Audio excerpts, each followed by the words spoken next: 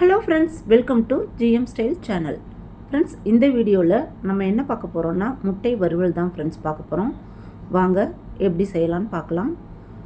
அடுப்பில் ஒரு பாத்திரத்தில் தண்ணி வச்சுட்டு உங்களுக்கு தேவையான அளவு முட்டையை வேக வச்சுக்கோங்க. நான் 5 முட்டை போட்டிருக்கேன்.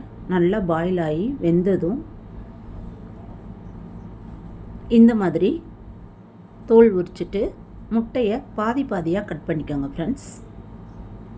இந்த மாதிரி அழகாக கட் பண்ணிக்கோங்க. கட் பண்ணி முடித்ததுக்கப்புறம் ஒரு வானொலியில் எண்ணெய் ஊற்றிக்கோங்க. எண்ணெய் கொஞ்சம் ஒரு 2 டீஸ்பூன் ஊற்றிக்கோங்க. எண்ணெய் லைட்டாக இது சிம்மில் வச்சுக்கோங்க. அடுப்பை லைட்டாக காஞ்சிடும், ரொம்ப காய விட்டுறக்கூடாது. லைட்டாக சிம்மில் வச்சு லைட்டாக காஞ்ச உடனே மிளகாய்த்தூள் போட்டுக்கோங்க. குழம்பு மிளகாய்த்தூள் நான் யூஸ் பண்ணியிருக்கேன் ஃப்ரெண்ட்ஸ்.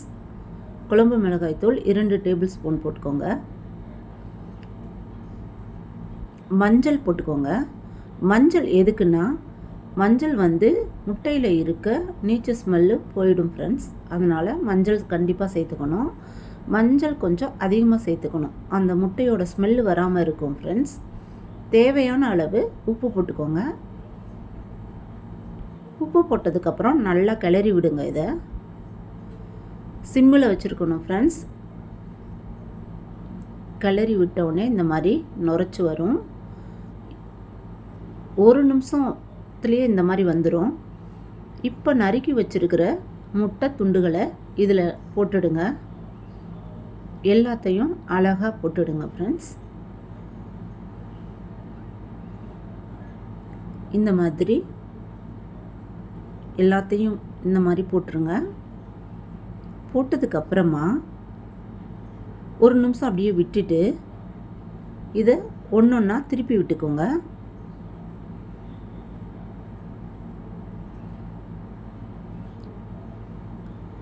பொறுமையாக பண்ணணுன்னா எல்லோ எக்கு வெளியே வராமல் இருக்கும் ஃப்ரெண்ட்ஸ்.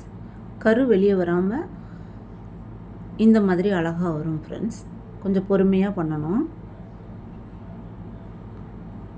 இந்த மாதிரி திருப்பி விட்டுக்கோங்க. எல்லாத்தையும் திருப்பி விட்டதுக்கப்புறம் ஒரு 2 மினிட்ஸ் அப்படியே இருக்கணும் ஃப்ரெண்ட்ஸ்.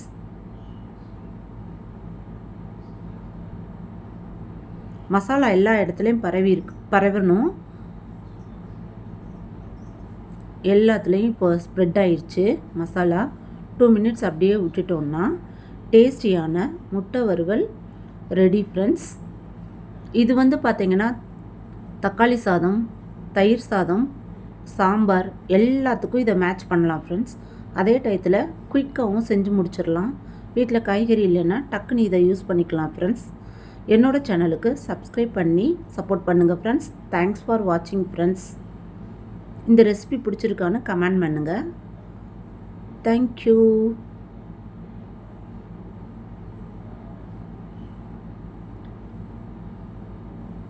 ஜிஎம் ஸ்டைலுக்கு சப்ஸ்கிரைப் பண்ணுங்கள். பாய்.